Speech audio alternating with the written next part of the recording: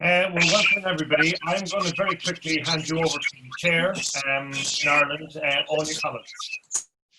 Thank you, Paul. Good evening, everyone. Thank you all for joining us.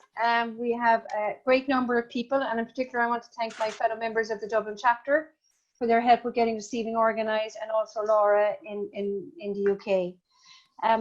The way the event is going to run is there are a number of you who are here, and we're going to see if we can get through as many as possible for those who want to maybe speak for a minute on what you do and what your business does, and maybe how BITA can help you.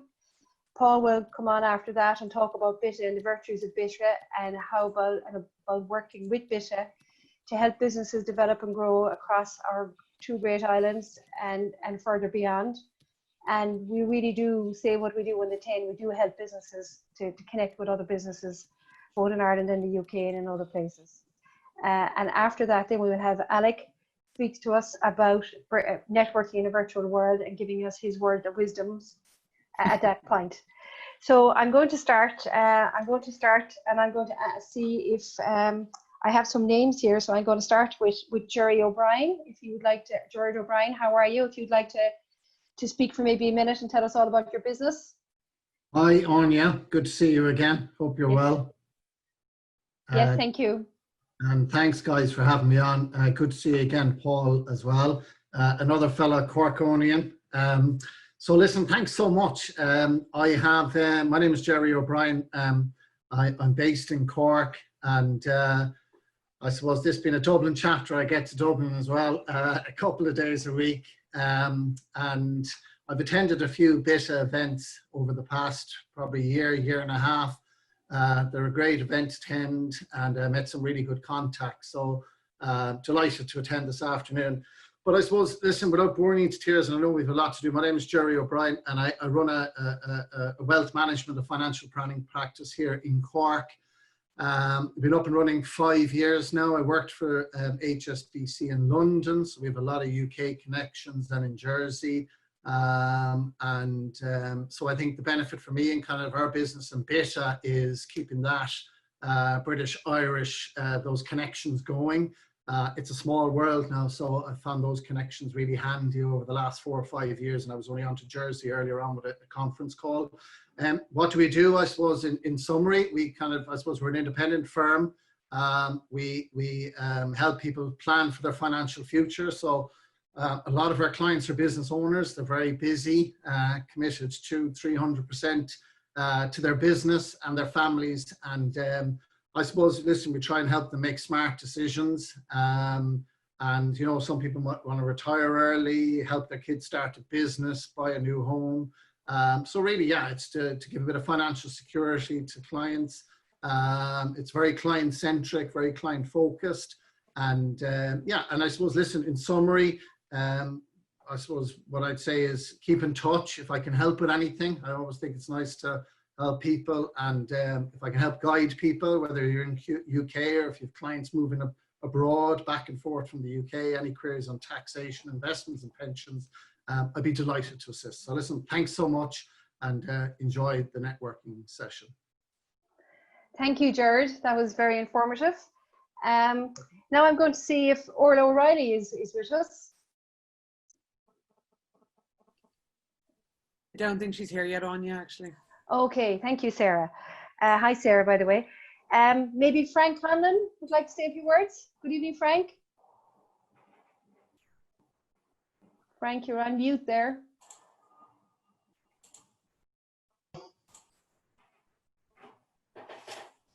Right, Frank. Hi, Frank. Am I okay? Yes, you're good to go. Okay. Frank. Sorry about that, yeah. Yes, good evening. Frank Conlon is my name, and I'm currently living and working in the Middle East. Before that, I worked with IDA Ireland for about 26 years in foreign direct investment. So in over 26 years in all aspects of that with IDA, including marketing, development, economic development, overseas companies, property, across a number of different areas that one would be normally familiar with in terms of FDI. So 3 years ago, I checked out basically and went for a career change, and now I'm working as a consultant in the Middle East on business development, working with a range of stakeholders out here around, again, the same pieces before: overseas investment, working with companies and governments, I suppose, around diversification and economic diversification, and building partnerships with local companies and overseas entities who want to do business in the Middle East. So I've been in Bahrain, started off, worked in Saudi Arabia and UAE, and currently based in Qatar. I'm here till the end of the year when my consultancy contract concludes, and then I'll be back in Dublin after that. So that's a very quick sort of walkthrough, okay? Thank you, Frank. That's very interesting. I'm sure some of the other members may be interested in contacting you after this event, and we might be okay, if it's okay with you, we might share your contact details as well. Sure, yeah, absolutely, yeah, no problem. Thank you. Great. Now I'm going to go to Alan Donoghue from Kilsaran. If you'd like to say a few words about your company, and you're one of our newest members in the Dublin chapter, we'd like to hear all about you. Hi, you can hear me okay, yeah? We can, thanks Alan. Yeah, thanks Anya. Yeah, Alan Donoghue is my name. I work for a company called Kilsaran. Kilsaran are a large, I suppose, concrete manufacturing company based in, I suppose, our main base is in Clonee, just outside Dublin, but we will have 19 locations around Ireland, dealing in concrete blocks, tarmacadam, renders, dry bag products, and the end of the business that I'm involved in is paving.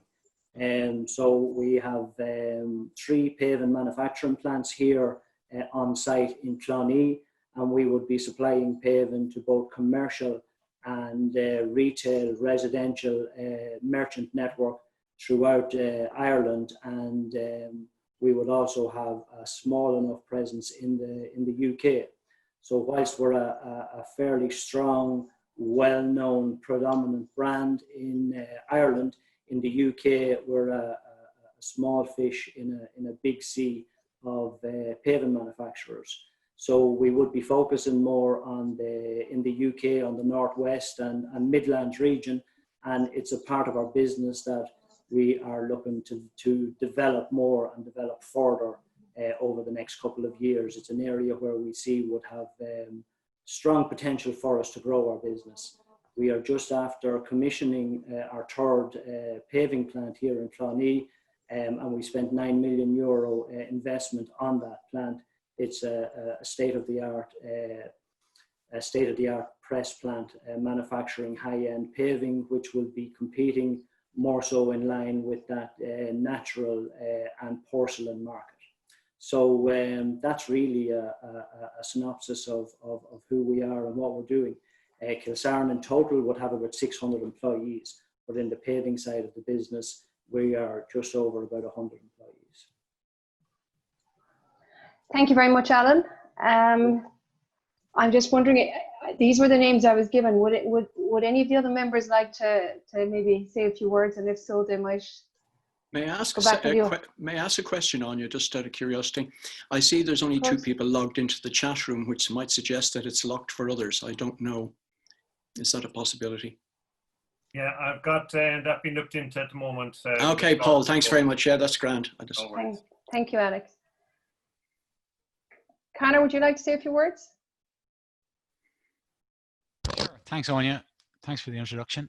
Conor McKenna, I'm CEO of a simulation technology company. We specialize in monitoring communication performance in simulators. So our role in the UK is selling into, I guess, across training, everything from across defence and security is a key area for us, and we're moving into policing.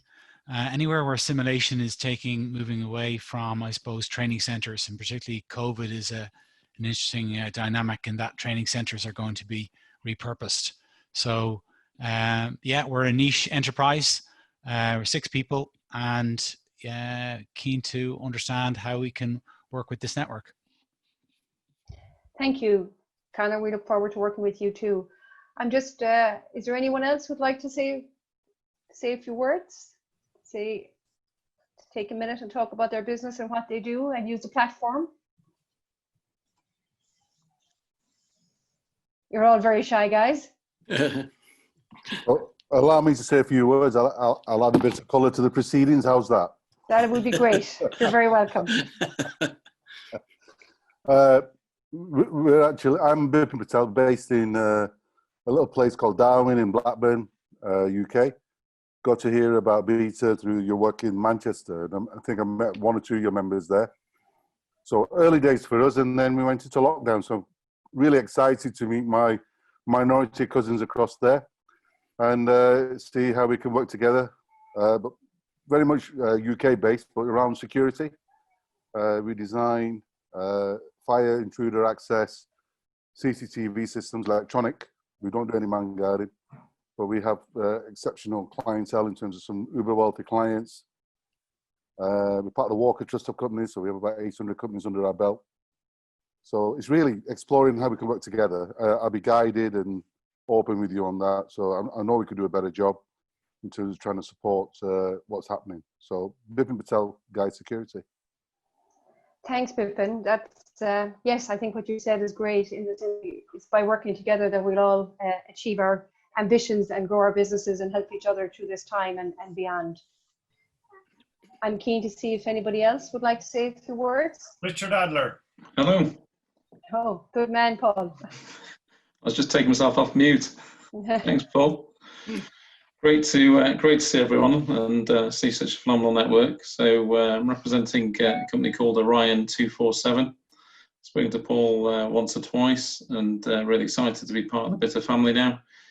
Just joined last week, so probably one of the newer members on here today.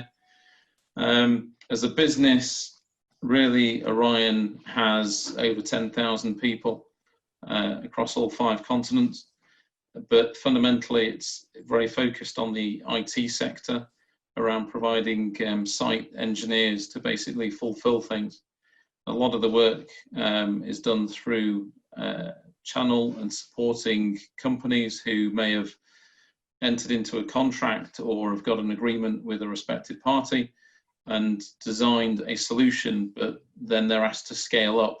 And we're the sort of name behind the name that will help that scaling. So somebody may deploy 3 or 5 in a country, but then want to branch out with their customer to be able to fulfill that across the 5 continents.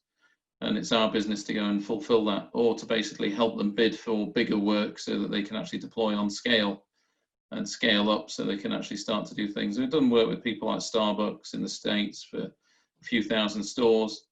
We work across a vast range of different verticals with different organizations, but it's really providing that people resource in the IT on-site premise to help install, repair and manage those IT installations, or provide managed services where they haven't got IT resource. So it can be a 2-hour job in Kuala Lumpur, or it can be an ongoing support in France or Spain or anywhere else.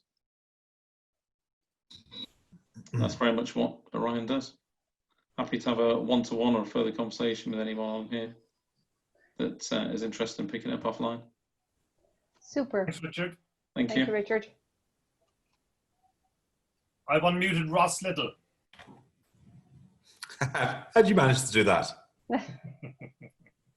He's got all the power. I thought that was just a rumor, but Paul, thanks very much for unmuting me. Better turn the TV off and tell the kids to get out. Thanks. My name's Ross Little. I'm a lawyer, a partner in a firm called DWF. It's an international law firm and one of the new entrants to the Irish market. It's a listed law firm, so it's one of the few listed law firms in the UK, although you wouldn't want to look at its share price because it's plummeted in the last couple of weeks and months. Generally, I'm a corporate and M&A practitioner, so mergers and acquisitions and general corporate advice. Though in Dublin, we advise on employment, litigation, real estate, banking, all of those types of sort of normal areas that you'd expect lawyers to advise on. Despite my accent, I've been in Dublin for 20 years and was previously in a law firm called William Fry, one of the larger law firms in Dublin. So that's just a bit about me. Happy to help anyone who needs help and happy to be involved in the Bitter organisation, because actually Paul and the rest of the team do run a really good organisation. So thanks for that.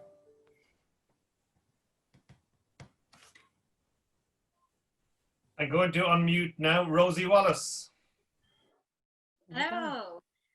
So I am from Revive Digital. The director of Revive Digital is also in here, Phil. You can see by his lovely banner that says Revive Digital. I just have flamingos because I'm hiding from my 4-year-old. So I head up the digital marketing there, and we're also very excitingly currently designing the Bitter website. So yeah, that's our story. So you'll all get a glimpse of that very soon, which is very exciting. And Phil, we'll have to let you in to carry on that conversation.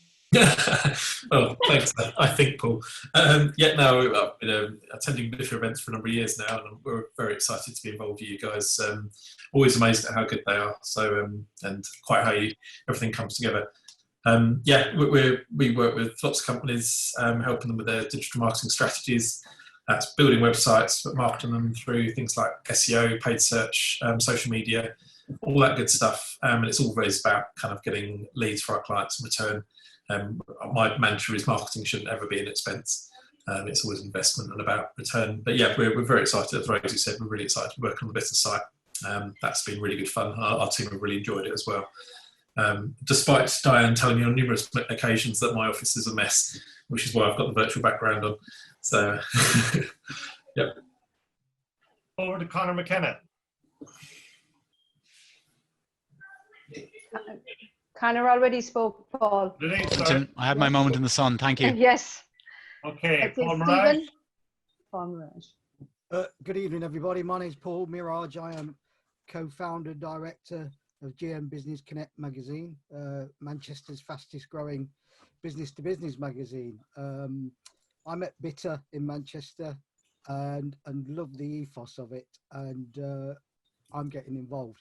So much so, we're doing a feature with Bitter in the next issue, and hopefully when Paul gets his photograph taken, he'll be on the front page. Fingers crossed. Paul Mirage. Thank you. Anne-Marie, how are you? Hi, Paul. Thanks for meeting me. Hi, everyone. Good to be here. I'm Anne-Marie McIntyre, and I'm doing business development at the moment for a company called WBD Group, and we're a structured engineering consultancy and BIM. We also do BIM, and we're based in London. And yeah, we provide a complete range of structural engineering services and BIM services, including temporary works as well. So yeah, we do quite a lot of work over here for Berkeley and Ballymore, and we're looking to expand our client base, especially in the permanent works. So yeah, if you ever need any assistance, don't hesitate to give us a shout. And yeah, we're really happy to be connected with Bitter as well. My director actually has been to loads of Bitter events and has made loads of connections, and yeah, it's been great. And like someone else said as well, just really connect with the ethos, and yeah, great to be here and to meet you all. Sarah McCartney.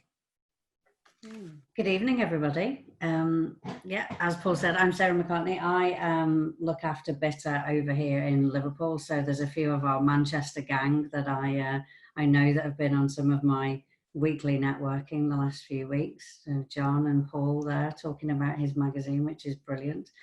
So I run Bitter Liverpool with Paul and the gang, but I also run a marketing agency here in Liverpool, mainly focused on people strategy, how they stand out from their competition. So all this sort of front end market research and positioning before they start to look at their digital strategy, and the stuff that the guys at Revive are then the experts in.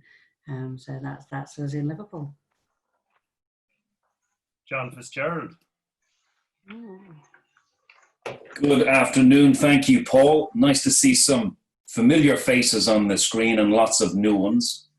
And a pleasure to meet you all. I've been in the prop tech space for the last couple of years and have just recently left a startup, and I'm now working on a new business called New Build Digital, and it's all about great tools to sell new build homes. And it's a bit like, I don't know if you've ever been to a Michelin star restaurant. It's pretty cool. So imagine getting a takeaway from a Michelin star restaurant, taking it home and having a wonderful meal, a nice bottle of wine, and having a gorgeous, immersive experience in the treats that the restaurant has to offer. Well, we're trying to do the same thing for house builders and developers, where their new build homes are the Michelin star restaurants. And given the fact that the world has changed, that the reality is remote is now king and tech is super cool, where tech has become the glue to hold a lot of businesses together, we're attempting to give house builders and developers the opportunity to immerse their potential buyers in the beauty of their new homes entirely digitally, from the comfort of your own sofa, go on a digital journey for a new build home and build some sort of an emotional connection so that you want to purchase the actual home when you go and see it. So that's the latest project that I'm involved in, and happy to talk to anyone. I've been involved in BITA for the last couple of years and very much enjoyed and would strongly recommend. The networking opportunities are fantastic, and the ability to connect with people across borders is also very, very worthwhile. So a big fan of the organization. So thank you, Paul. Paul Edmund. I apologise for joining this call late, so you better give me a quick intro about what you'd like me to do. Well, just tell us a bit about yourself. Okay, apologies. Right, Paul Evans. I work for an organisation called Cornerstone & Partners. We are a small management consultancy firm, and specifically we focus on construction, manufacturing, but more about the principles behind the organisation rather than the product that the company brings. I have 25, sadly nearly 30 years of actual work experience in the real world. So I know what it feels like. I've been through most examples of what a business does when it has to grow. I've worked in group companies. I've lived and worked in 12 different countries, and I'm trying to bring some of that experience, I guess, and to try and steer people away from what not to do, having done it myself, or just kind of just streamlining a little bit on trying to avoid some of the mistakes, and yeah, how we make good decisions, I guess. Okay. Thank you. And I don't think I've left anybody out. If I have, sorry. Put up your hand. Sorry, Anya.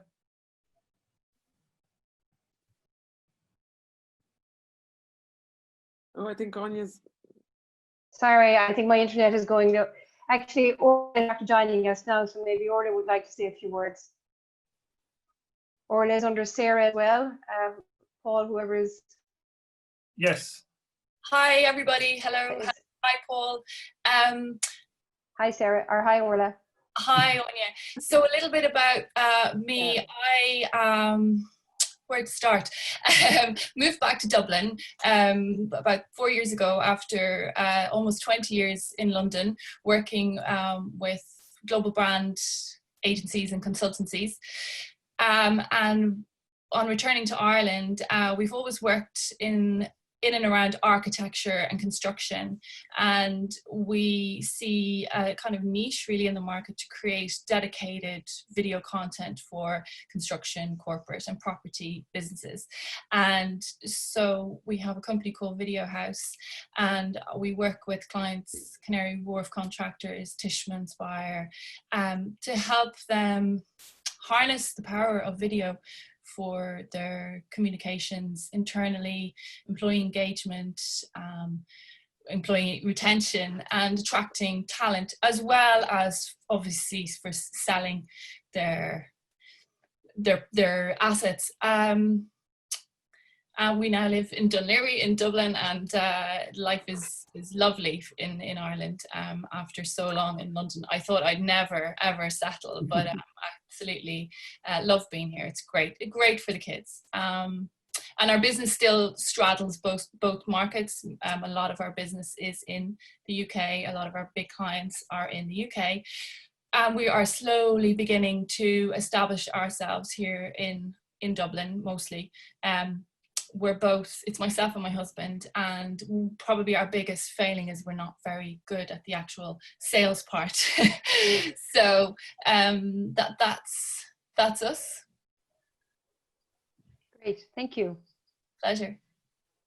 Paul, are you going to talk now and say a few words? So I suppose this is a typical example, and it's a brilliant example really, of the cross-pollination that BITA has created over its time. We have 8 chapters. So for those of you who don't know me, I'd like to welcome you as our guest today.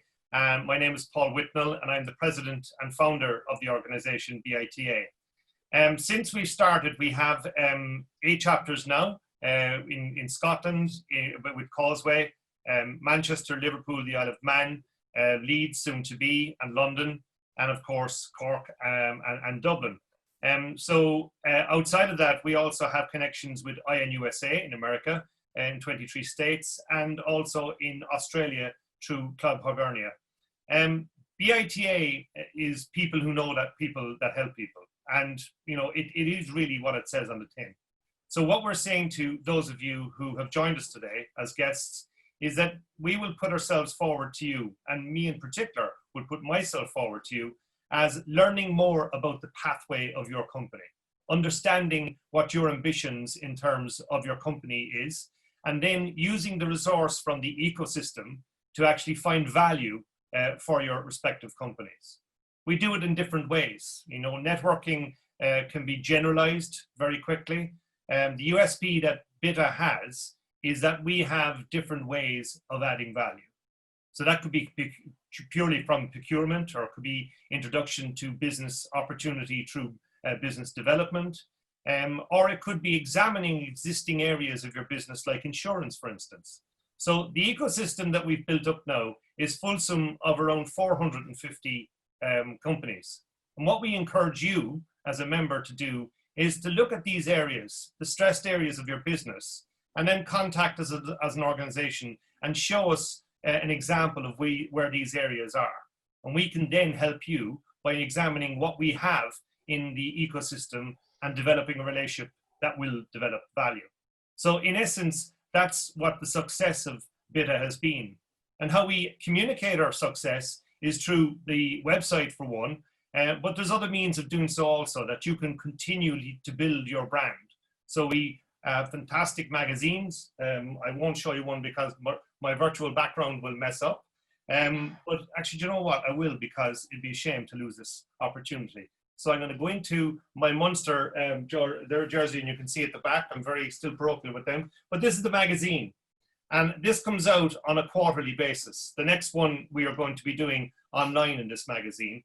But it's a great opportunity for businesses to, and I opened a page on Cork, which is fantastic. There's Judy Hopkins talking about PR. And that wasn't, practiced at all. It was just like, typical, the universe is coming towards him. I'm a Corkman, I had to open it on a Cork page. So this is the magazine. It's a great way of you displaying what you are about, what your story is about, how your company is growing, and we are telling that story. So they're the ways we utilize the brand building exercise and lead generation exercise of BITA. But I suppose what BITA's USP is, as we say on the tin, people who know people that help people. So that takes me to today's platform. And this platform was, I suppose, a reaction for us in terms of what we were doing as an organization. We were very much events driven. We had fantastic events going all over the country, both in the UK and Ireland. And we had to change our life very, very quickly. So hence the online platform was created. So any of these events you can see on bitacommunity.org. And we actually record most of these events. So if you miss the event on a given day, you can refer back to it and listen to the events. We've also kind of approached in a very social way, because that's what BITA is. We tend to enjoy our events, and anybody who's been at a BITA event prior to COVID, you will know that these events do have kind of aftermaths, and those after parties are often where the business gets done. So that is the kind of ethos that BITA portray. It's a very friendly organization. It's a very cool organization to be part of, and I look forward to you guys getting on board. So without any further ado, I'd like to address our day today, which is networking in a virtual world. And this is what the subject matter we will be talking. I'd like to welcome Alec Drew to the event today. And I think he's gone black on the camera. I hope he's still there. Still there, you're okay. Right.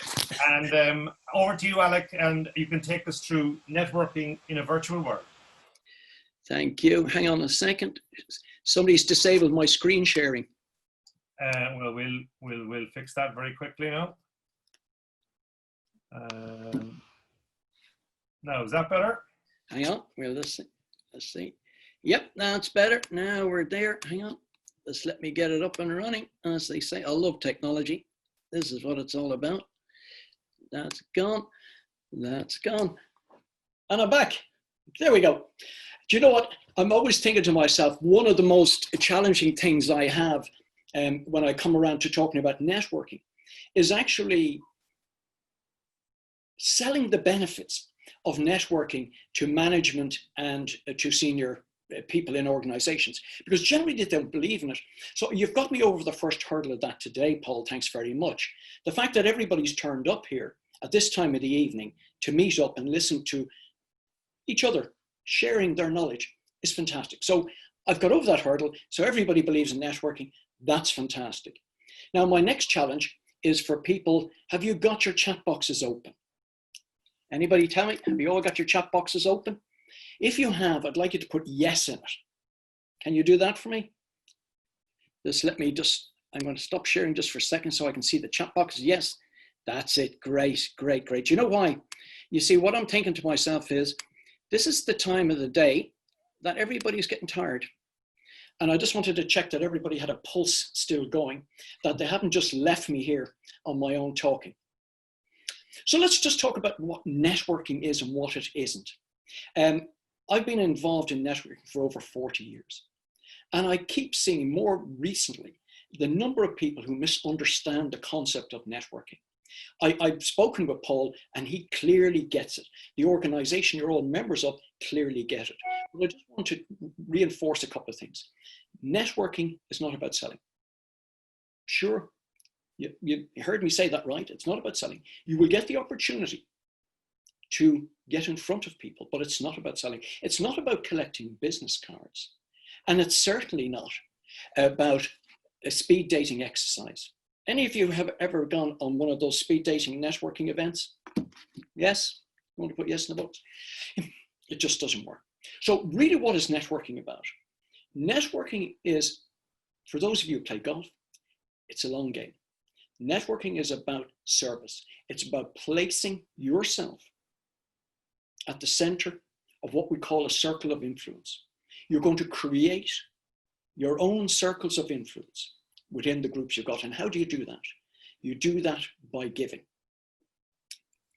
Let me just give you the next slide. So I'm going to show you what I'm covering here.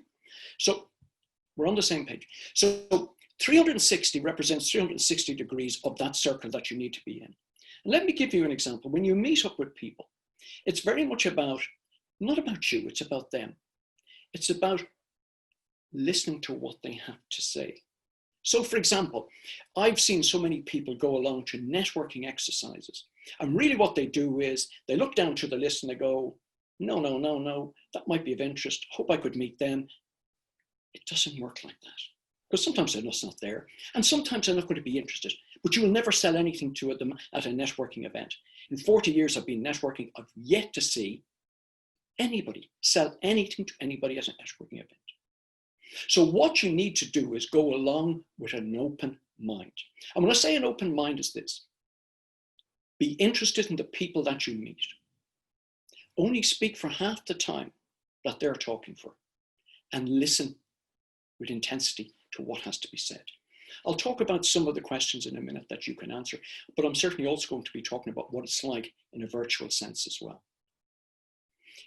You might in terms of talking with somebody, discover that they actually have some business that might be right down your alleyway. You might, if you're listening, discover that some people have business, it's not for you, but there's people within your network would benefit hugely from. You might discover that somebody is a supplier of something that would benefit you, or they're a supplier of something that would benefit people you know. But you won't be able to share that information unless you're listening intently to what they're saying. So, to help you with all of this, I'm going to tell you how we're going to move. I'll share with you how we're going to move to the next things. And I'm going to use an acronym which you might be familiar with. You may have heard it. I think it's called BITA. Be interested in everyone. Everyone you meet is a potential for business at some stage in the future, is a potential for referral of business.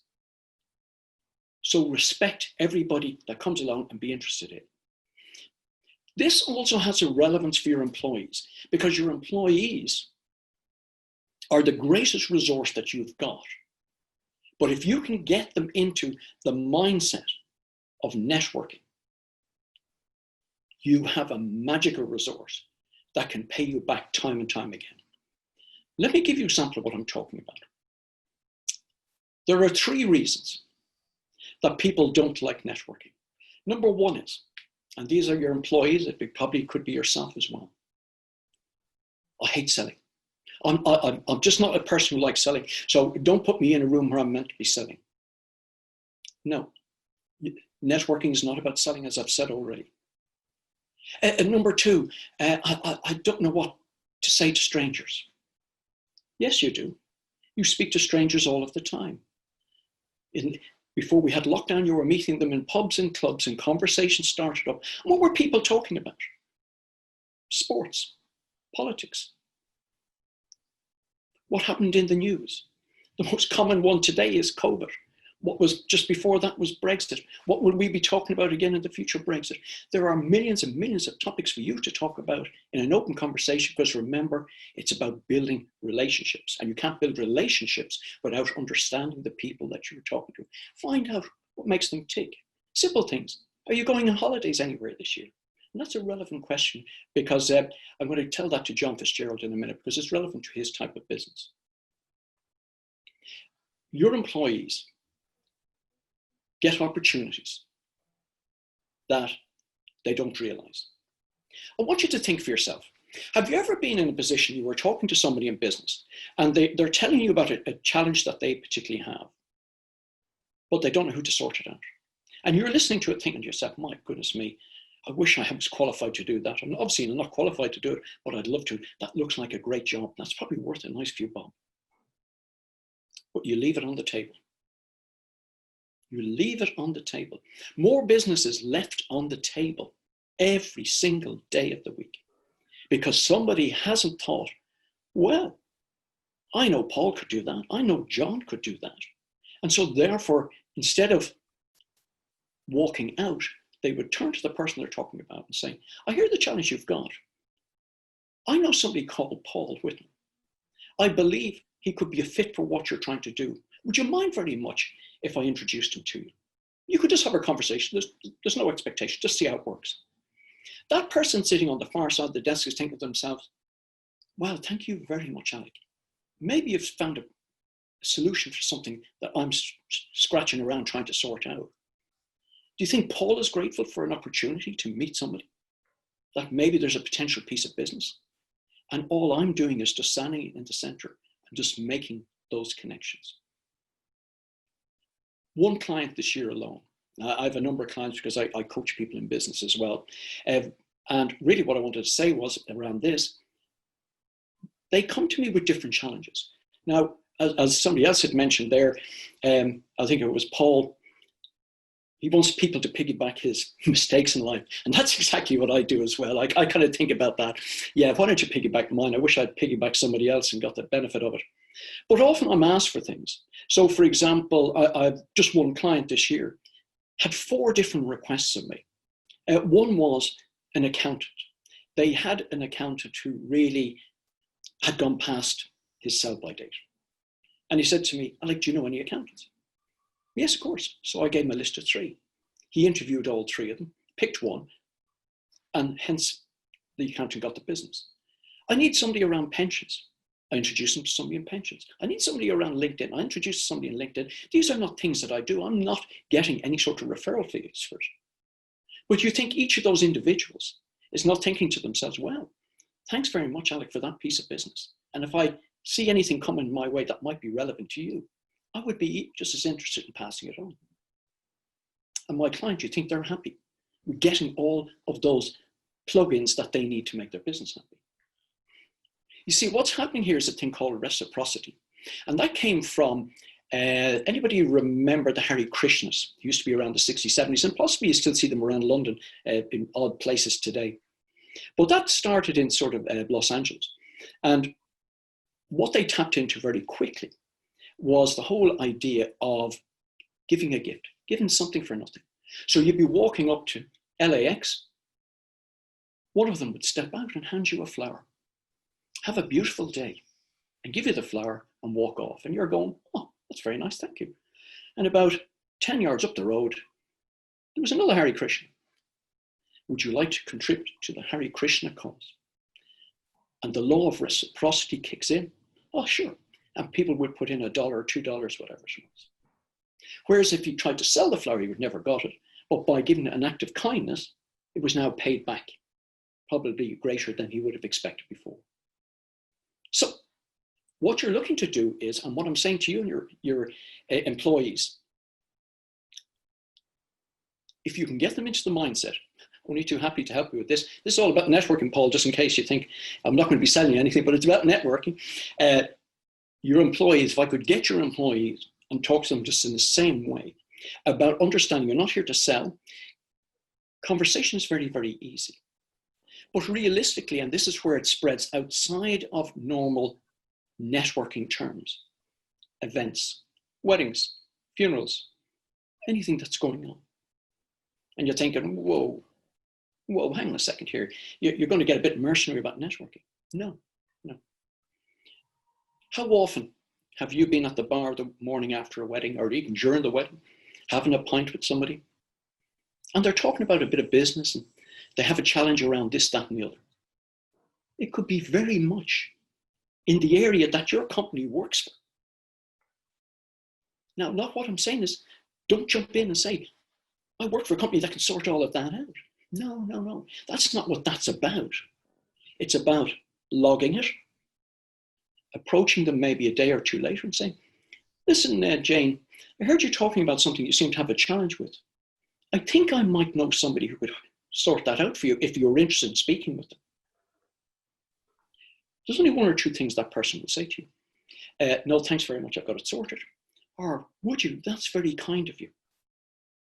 And what you do then is introduce them to somebody else in your organization.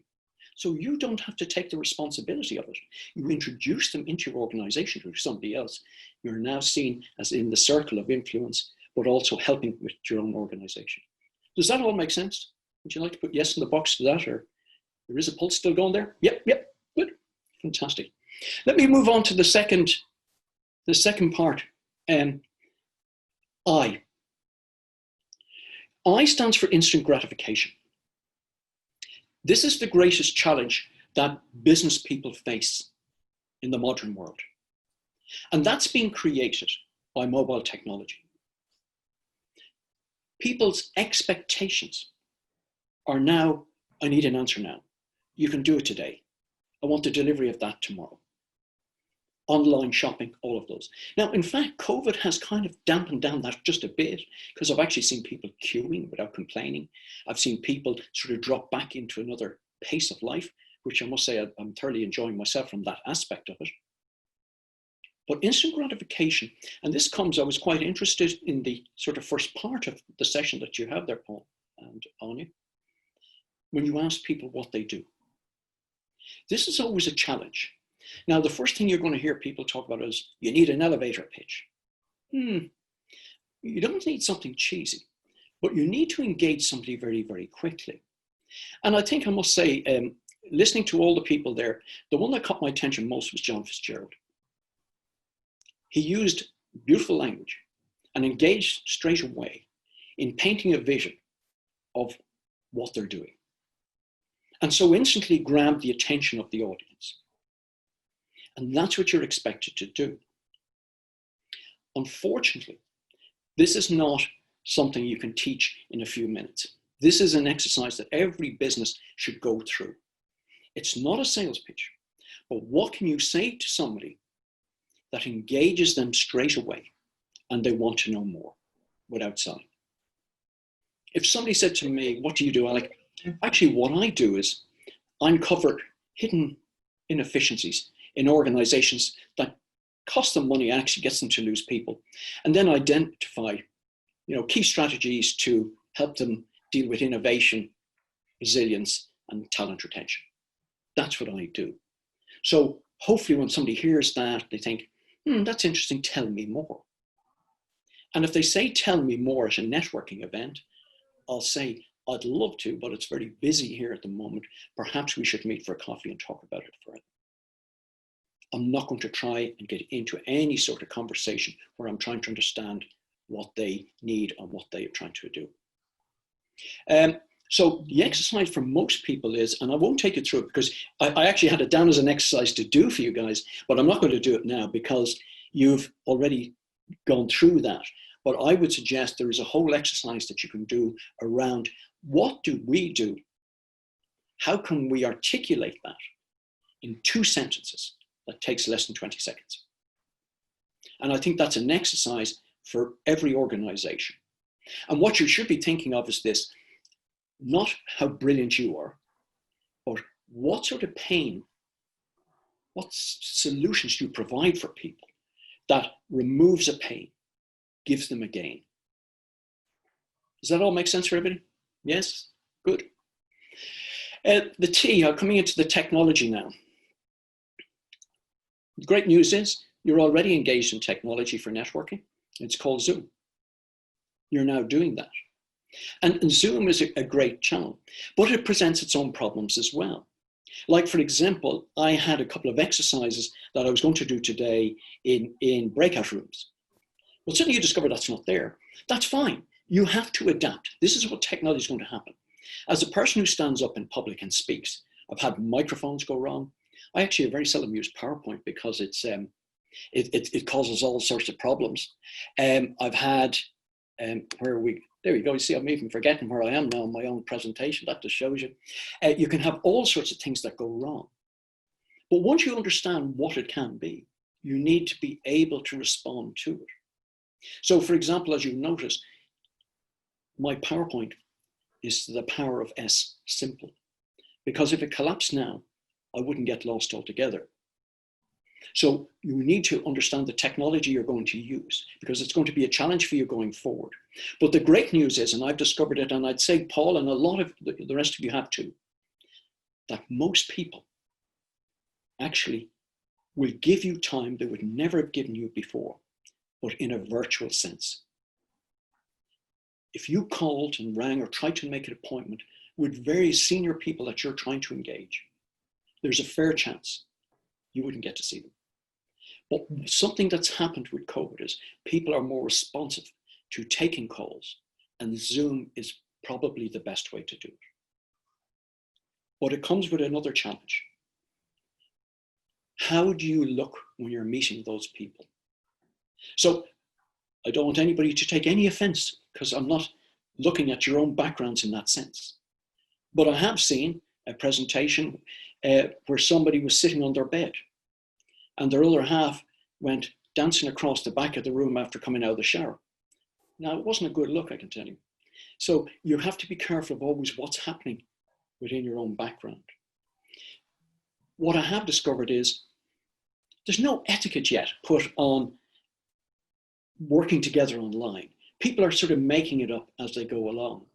You'll notice me, for example, you probably think, God, he's a bit stuffed there with that suit and shirt on. Anybody who knows me, and I had them on the other day when I was talking from the UK, said, Alex, it's the first time I've seen you without a tie. So this is me dressing casual. So even I'm adapting to the new casual world. But what I'm asking you to do is consider how casual is casual for you. Remember, we've all sort of gone into that more relaxed state. Is the vision that you're giving representative of you and the business that you're doing, and particularly in relationship to the people that you're talking to? That's only a decision you can make, but it's obviously worth considering. So, for example, we have, in a face-to-face world, would you appear in exactly the same way as you are online? That's just a question you have to ask yourself. The other thing too is that there's certain other aspects of technology that are a bit more difficult to handle. And probably for me, and as a person who speaks in public quite a lot, it's the whole camera engagement piece. Now, when I'm looking at the cameras, you can see me looking at the camera now. I can't see any of you because I'm having to speak to you through the camera to keep the engagement going. And that just takes practice, but it's practice worth taking because it is very, very difficult to engage people if your eyes or heads are moving all over the place. So just think of that camera engagement piece that could help you just connect right through. I presume most of you are on LinkedIn. Here's great opportunities to maybe start connecting with people who you haven't had the time really to go looking at. You have time now to connect with people. I'll talk about LinkedIn in just a second. I'm just forgetting about somebody else that I think is even more important. I'm just wondering how many of you have Zoomed employees, clients, suppliers. What's happened is that a lot of people have been forgotten in the sort of lockdown. People have engaged some of their employees because they had to, and they're just dealing with managing the day-to-day situation. But how many employees, and I don't expect if you're 4,000 you can get out to everybody, but you know what I mean? How many people have actually rung and just asked, how are you? Actually, how are you getting on? What could I do to help you? How many of you got on to clients or customers and said exactly the same? Listen, how have you been getting on through the lockdown? We haven't got a chance to catch up. I'd love to just have a conversation, just see how you are. What could be done to help you? What are you giving free?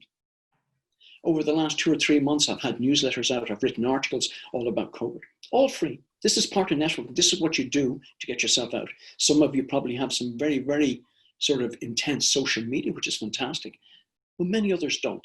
I'm not a big social media fan, so I would generally just use LinkedIn. And I get my message out through that. So how many of you have had valuable conversations? And the one person that always gets left behind, and it's very disappointing, are suppliers, because they get kicked down the list a bit. But I think it's a valuable conversation to have, to bring them. Because when you do, they go, wow, somebody's actually thought about me. This is part of the essence of networking. And let me get on to the A, the BITA, let me get on to A, accessible. Make yourself accessible. It's very easy to blow people off. Oh, I don't have the time to do this.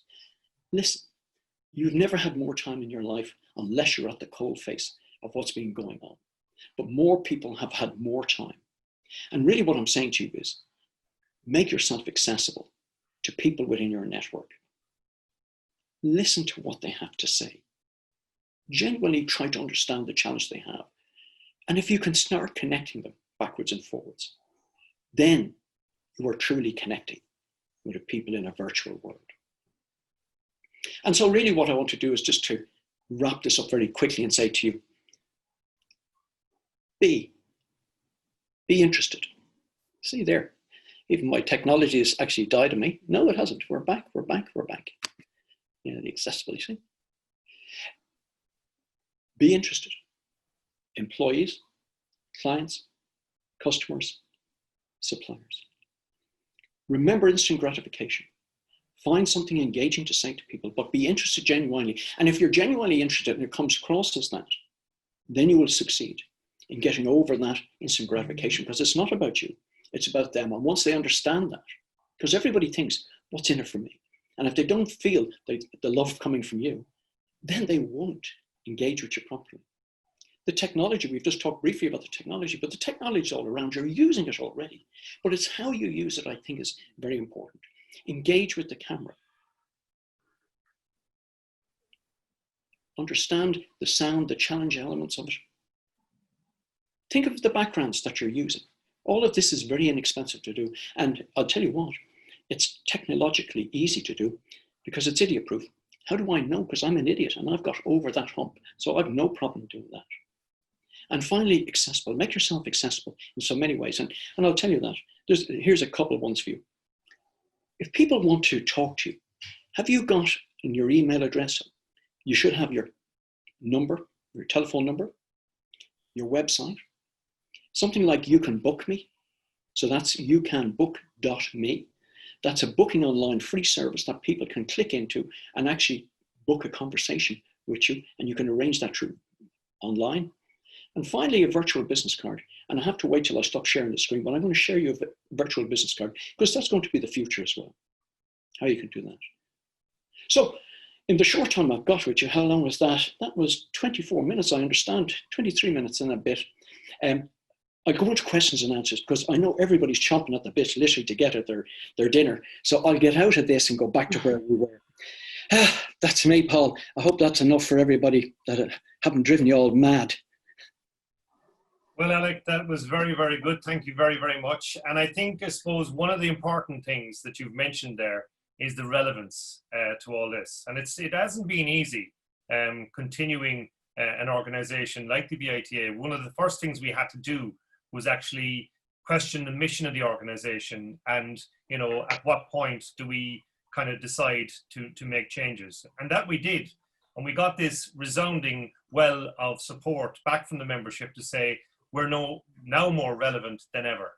And I think with Brexit on the horizon, the challenges that we've had with COVID and continued challenges, because I mean, if you look at it in every area, it's different, and how we're coping with it is different as well. So I think communication is very, very important element to this in these times.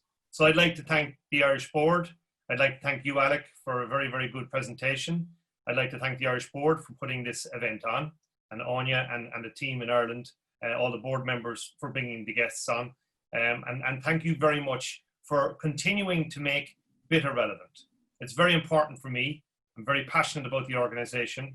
I'm very passionate about following up in terms of your companies, your pathway, learning more about you as members, and engaging in that regard. So if anybody wants to have any questions in that regard, please do put them to us and we will do that. Also, if there's any questions to round this up, please put them on the board now and we will relay them. But in the meantime, again, Alec Drew, thank you very much. I look forward to going on to your program later this week, and to everybody else, thank you for joining us and good evening.